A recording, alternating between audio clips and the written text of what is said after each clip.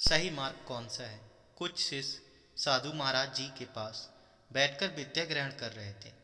तभी उन शिष्य में से एक शिष्य उठा साधु महाराज जी से पूछने लगा कि हमें जीवन में कौन से काम करने चाहिए जिससे कि हमारा जीवन सफल हो सके। साधु महाराज जी उसकी बात को सुनकर मुस्कुराए और कहने लगे कि इसका जवाब मैं तुम्हें कल दूंगा।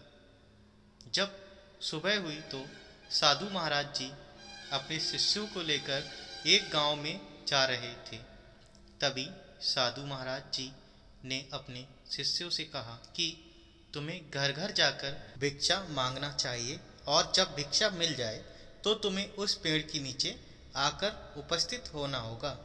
जब सभी शिष्य भिक्षा मांगने के लिए निकल गए, किसी शिष्य को कुछ मिला और किसी दूसरे शिष्य को कुछ खाने में मिल गया और वह सब कुछ इकट्ठा करके उसी पेड़ के नीचे साधु महाराज जी से मिले।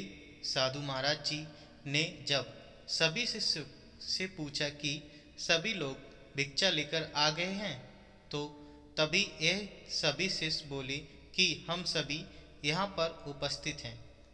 तभी साधु महाराज जी ने कहा कि कल किसी ने मुझसे एक प्रश्न पूछा था कि हमें जीवन में ऐसे कौन से काम करने चाहिए जिससे हमारा जीवन सफल हो सके।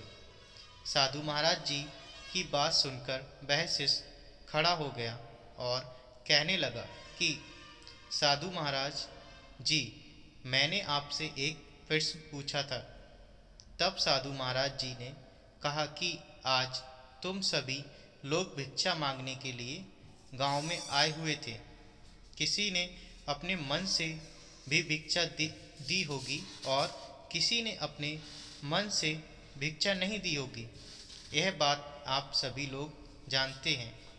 जिसने अपने मन से भिक्षा को दिया है, हमें उसी के अनुसार अपने जीवन में कार्य करने हैं। हम अपने जीवन में वही कार्य करें जिससे सबको खुशी प्राप्त हो और वह भी अपनी इच्छा से करने हैं।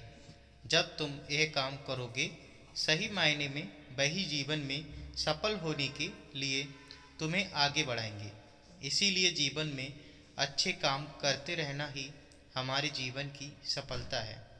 सभी शिष्य साधु महाराज जी की बात सुनकर सहमत हो गए।